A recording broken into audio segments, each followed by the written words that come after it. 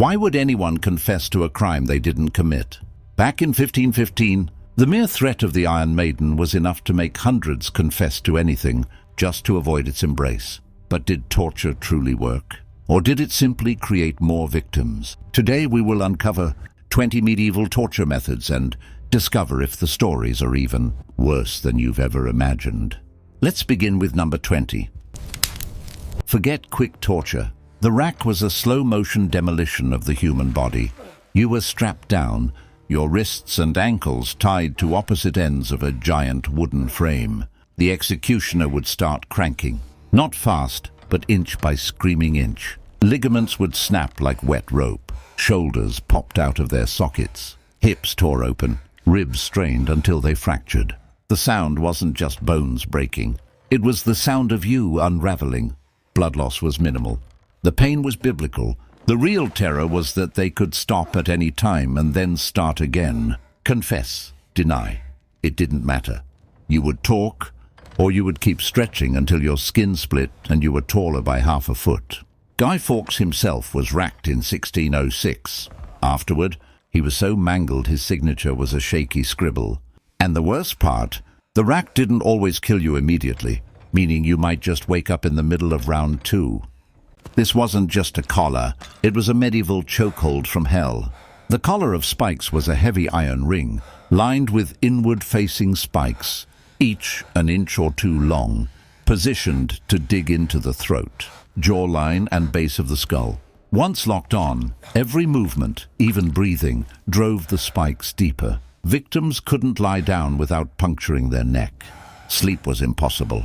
After a few days, infections festered in the wounds. The constant blood loss left them weak, and their mind broke long before their body did. Some records from 15th century Germany describe prisoners wearing these for weeks. Their only reprieve was the brief removal for interrogation, where the real pain began. Forget being stretched. This nightmare folded you in half until your body wanted to snap. The Scavenger's Daughter, invented in 16th century England under Henry VIII, was an iron frame shaped like an A. Victims were forced into a crouch, knees to chest, head bent forward, arms clamped tight. Then the frame was locked. This crushing compression squeezed the lungs, making even shallow breathing an agony. It forced blood to surge into the head until eyes bulged and nosebleeds streamed.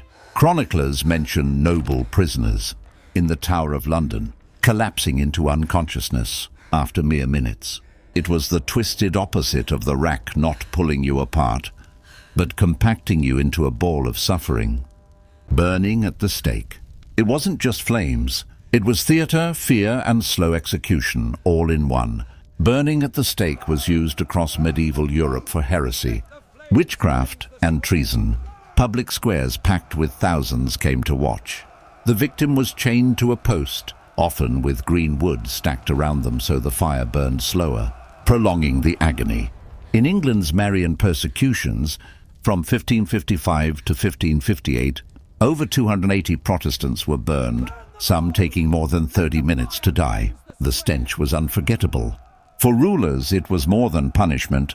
It was propaganda, a warning carved in fire, against anyone daring to defy the crown or the church. Says pressing, peine forte et dure. In medieval England and France, peine forte et dure crushed not only bodies but wills. It was a grim loophole used on accused criminals who refused to plead. No plea meant no conviction, so their property stayed with the family.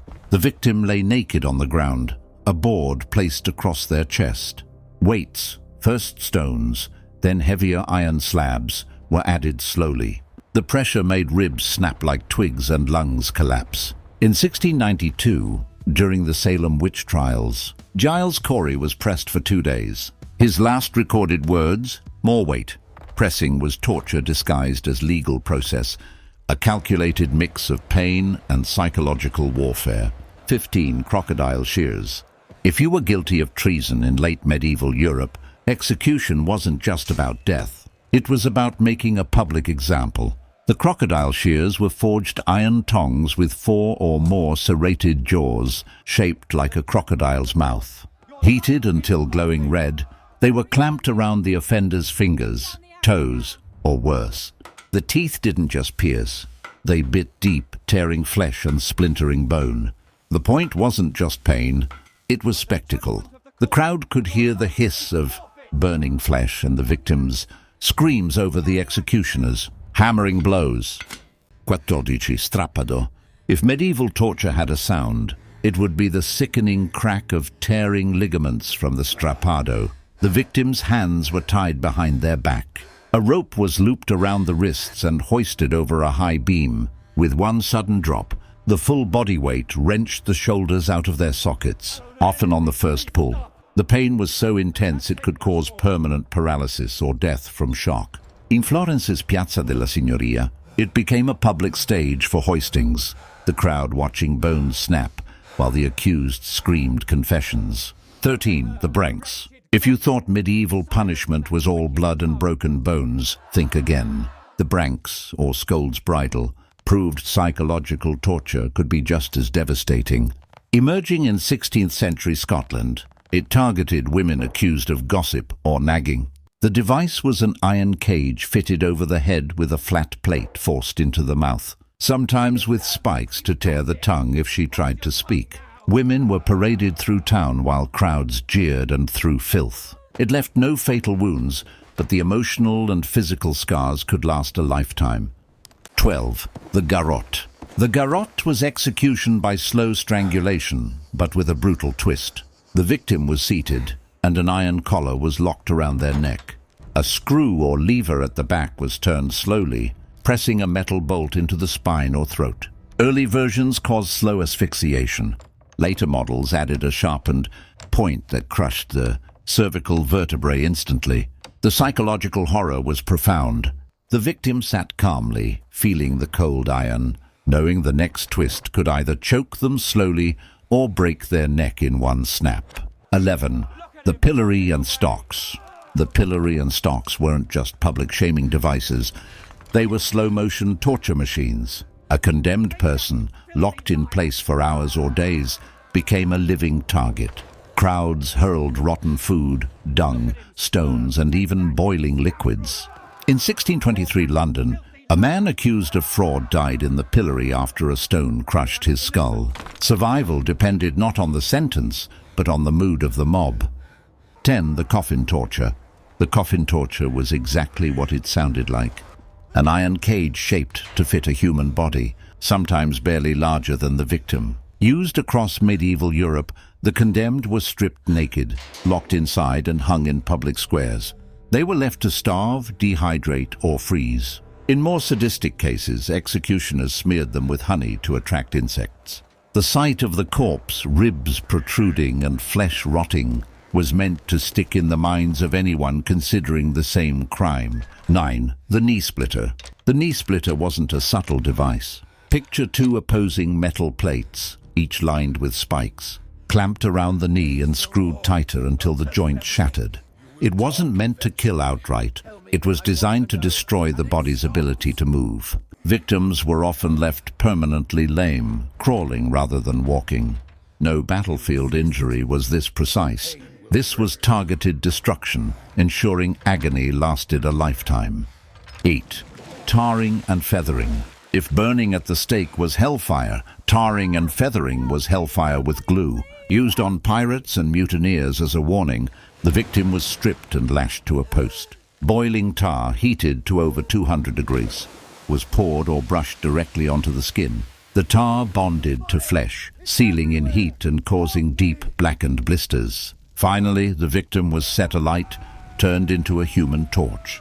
This was a sentence designed for horror as much as death. 7. Thumb screws. Forget grand executions. Thumb screws were torture condensed into the size of a book clasp. This small iron device clamped over the fingers or thumbs and was tightened by a screw. Each twist drove the metal deeper, crushing bone, bursting nails, and tearing skin. A skilled torturer could prolong the ordeal for hours, using just enough pressure to maim without killing. Prison records from 1620s. Germany mentioned thieves begging for the gallows instead of another round. 6. The chair of nails. At first glance, it looked like an ordinary wooden chair until You saw the hundreds of iron spikes, covering every surface.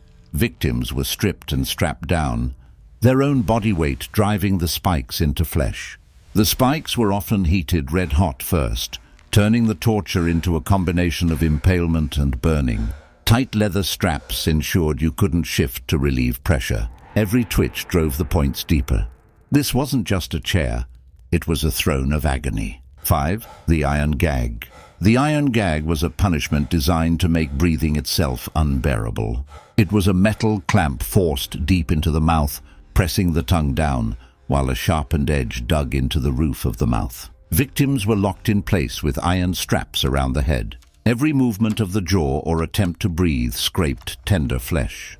The iron gag silenced more than words. It crushed the will. 4. The drunkard's cloak. In 17th century England, public drunkenness was shamed into memory. The drunkard's cloak was literally a beer barrel with holes cut for the head and arms. Offenders were shoved inside and marched through town while children threw mud and stones. In winter, the damp wood froze against skin, causing frostbite. What began as a comedic punishment could end in dehydration or even death. It was humiliation weaponized. 3. The Spanish tickler. This wasn't a farm tool. It was a murder weapon disguised as one. The Spanish tickler, also called the cat's claw, looked like an iron rake with curved prongs. Victims were chained to walls, and the claw was raked across bare skin, shredding muscle and tendons. Often the claws were heated until glowing red, searing flesh as they tore it away. The Spanish tickler was about unmaking a person, piece by piece, in front of an audience. 2. The breaking wheel. Also called the Catherine wheel, this method wasn't just about killing. It was about destroying the human body in front of a crowd. Victims were tied to a massive wooden wheel, limbs spread. The executioner used an iron cudgel to smash bones, starting from the legs and working upward. Sometimes the victim was left alive, their broken body woven through the wheel's spokes and hoisted high on a pole for all to see. This was public theater of pain, meant to echo in memory for decades. 1. Scaphism. If hell had a waiting room, it would be scaphism. This method trapped the victim between two hollowed-out boats or planks, with only the head, hands, and feet exposed. Executioners force-fed them milk and honey until violent diarrhea set in, then smeared the exposed skin with more honey to lure insects. Bound helplessly, the victim floated on a stagnant pond. Flies, wasps, and ants swarmed the body, laying eggs in open sores. Death could take over a week as flesh rotted alive. It wasn't just execution, it was erasure. Thanks for braving history's darkest corners. If you want more shocking true stories from the past, be sure to like, subscribe, and watch our next video. Because the Middle Ages were just the beginning of human cruelty.